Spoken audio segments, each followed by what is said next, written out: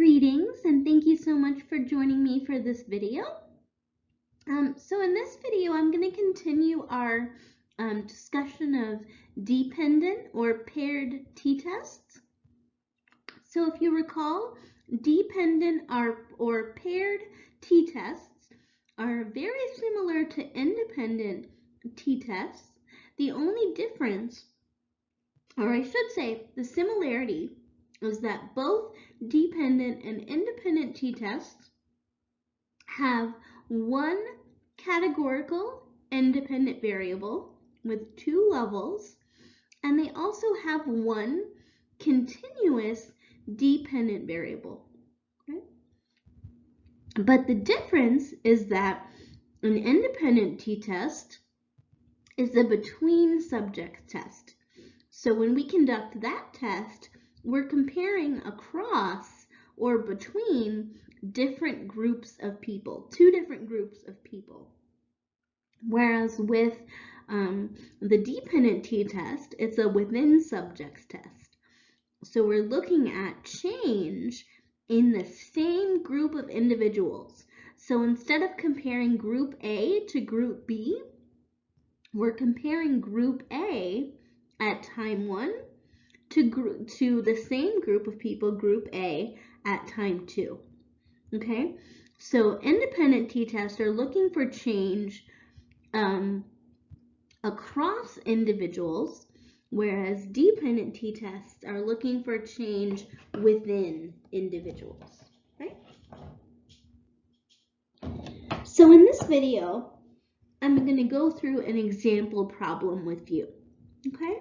And I want to remind you again that you will have to conduct you will have to calculate standard deviation here. So if you're a little bit unclear or you don't remember how we calculate standard deviation, I would encourage you to go back to my earlier videos just to refresh yourself on that. Okay, but let's go ahead and get started.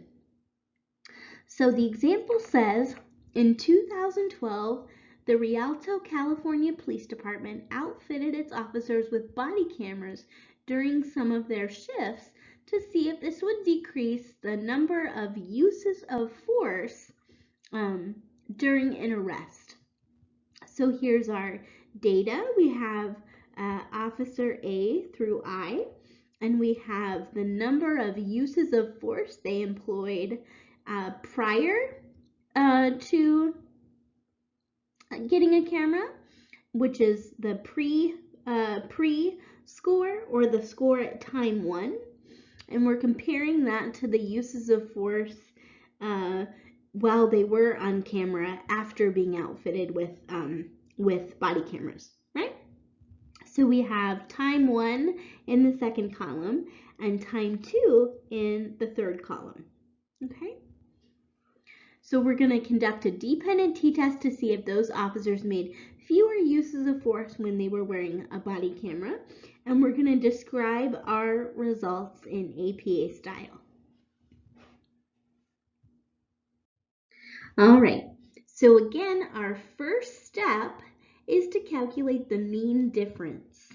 And all we do to calculate the mean difference is take the score at time 1 and subtract from it the score at time 2, right? So 8 minus 1 is -7, 6 minus 3 is -3, 4 minus 3 is -1, and so on, okay? And then once we've done that, we need to calculate the mean and standard deviation of that difference score. Okay, so we're going to ignore now the scores at time 1 and the scores at time 2 because what we're interested in is the difference between those scores, right? So to calculate the mean, you would just add up all of your different scores and divide by the number in our sample, okay, which is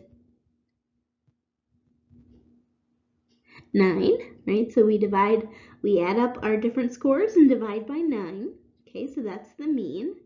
And then for the standard deviation, like I said, you would use the different scores as your x value and then create your standard deviation table.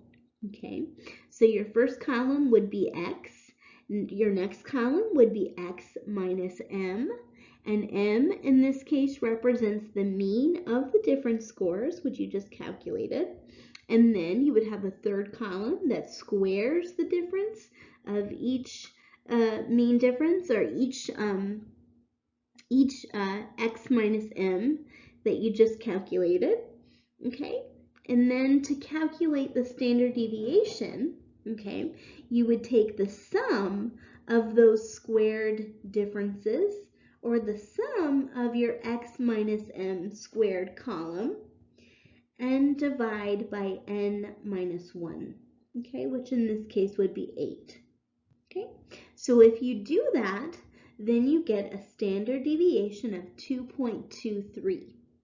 Okay, and now we have to find the standard error, which is the standard deviation divided by the square root of n, right?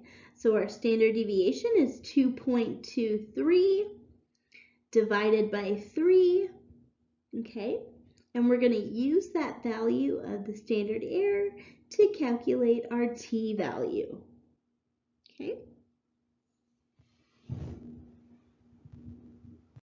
All right, so now that we know that our t-value is negative 4.02, we need to find our critical value. So our degrees of freedom, just like before, is going to be 9 minus 1, which is 8.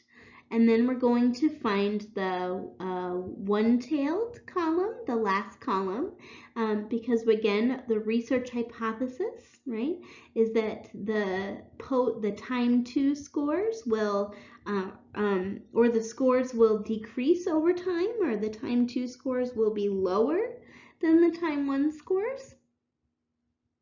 So that gives us a critical value of 1.860, okay? And because the absolute value of our t-statistic is higher or bigger than 1.860, that means, again, we can reject the null hypothesis and conclude that the body cameras caused law enforcement to use less force. And if we're writing it up in APA style, again, we're going to state our hypothesis. So we hypothesize that officers would make fewer uses of force when wearing body cameras. Consistent with our hypothesis, a dependent t-test showed a significant decrease in use of force.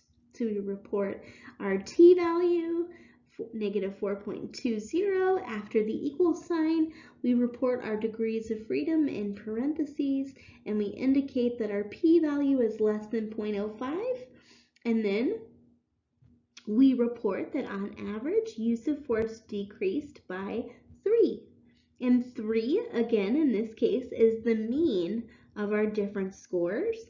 And we also report the standard deviation of our different scores in parentheses, which is 2.33. So on average, use of force decreased by 3, standard deviation 2.33 when officers wore body cameras. All right, so I look forward to seeing you in my next video, and I hope you guys have a fabulous day.